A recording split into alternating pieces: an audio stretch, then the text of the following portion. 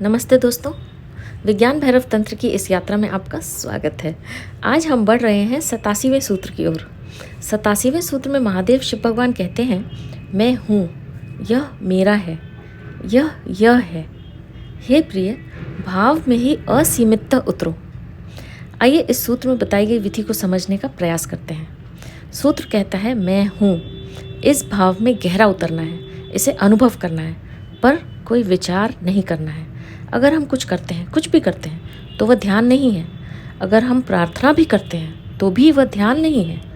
तब क्या होता है? तब हमारे मन में बातचीत चल रही होती है। शब्द उपयोग में लाते ही मन उसमें प्रविष्ट हो जाता है और फिर वह ध्यान नहीं रहता।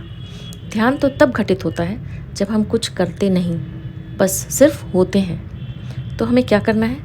आइए समझते हैं। मैं हूँ के भाव में गहरा उतरना है, लेकिन यह शब्द कहना नहीं है। कहते ही सब व्यर्थ हो गया। कहने से मन बीच में आ जाता है और मन सब कुछ गुड़ गोबर कर देता है और हम चूक जाते हैं। मन में भी कहना व्यर्थ है, दो कौड़ी का है। हमें अपने प्राणों से अनुभव करना है।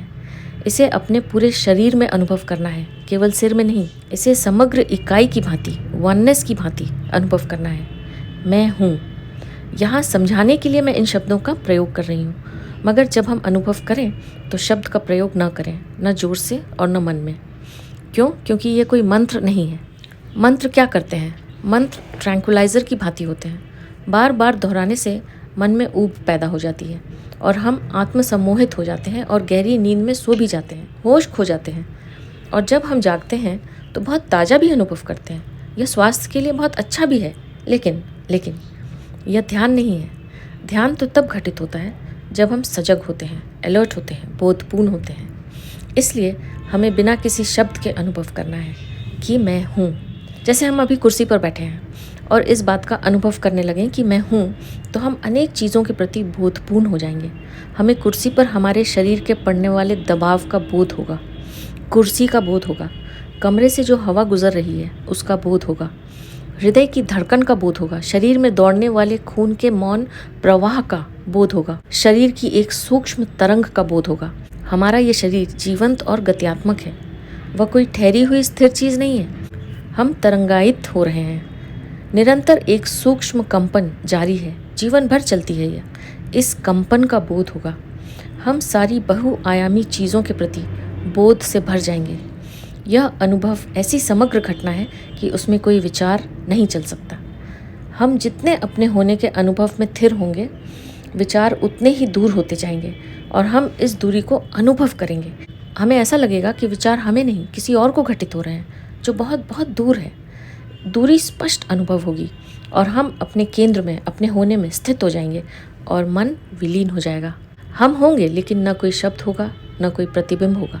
मन के विदा होते ही सब कुछ विदा हो जाता है जो हम पर थोपा गया है। नाम, काम, धर्म, सुंदर, कुरूप, भला, बुरा, सब कुछ विलीन हो जाता है।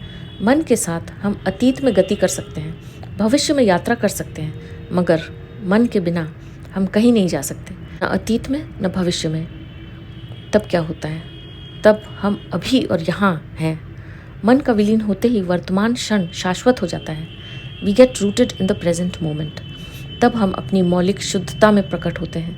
तिनके की तरह झोंकों में उड़ते हुए आकर अस्तित्व में प्रतिष्ठित हो जाते हैं। वर्तमान क्षण के अतिरिक्त कुछ भी नहीं रहता और तब आनंद घटित होता है। हमें अब किसी खोज में कहीं जाना नहीं है। हम वर्तमान क्षण में स्थित, आत्मा में प्रतिष्ठित, हम आनंद हैं। यह आनंद घटित नहीं होता, हम स्वयं आनंद हैं। जब हम केंद्रित नहीं होते हैं तब हम विचार पर जीते हैं और तब हम अल्पतम जीवन पर जीते हैं। और जब हम केंद्रित होते हैं, भाव में जीते हैं, आनंद होते हैं, तब हम अधिकतम जीवन पर जीते हैं, ऊर्जावान रहते हैं। यह सूत्र हमें अधिकतम जीवन प्रदान करता है। विचार हमें अल्पतम ही दे सकता है, भाव हमें अधिकतम दे सकता है। जीवन की राह मन से होकर नहीं जाती, हृदय से होकर ही उसका रास्ता है। सूत्र कहता है, मैं हूँ।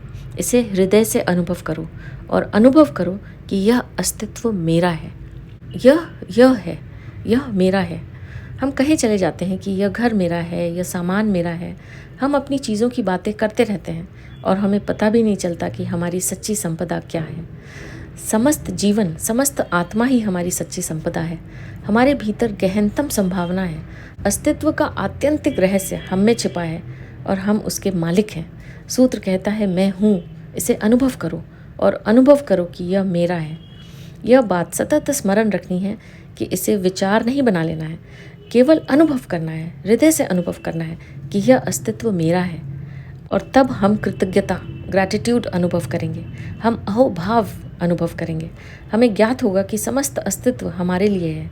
हम बेकार ही चिंता करते हैं। जब हम केंद्रित होते हैं तब हम समष्टि के साथ, पूर्ण के साथ एक हो जाते हैं। सूत्र कहता है ऐसे भाव में असीमिततः उतरो, यानी यह अनुभव करते हुए उसकी कोई सीमा मत बनाओ, उसे असीमित अनुभव करो, क्योंकि वह कहीं समाप्त नहीं होता। अस्तित्व का ना कोई आरंभ है न कोई अंत है, और हमारा भी न कोई आरंभ है और न ही कोई अंत है।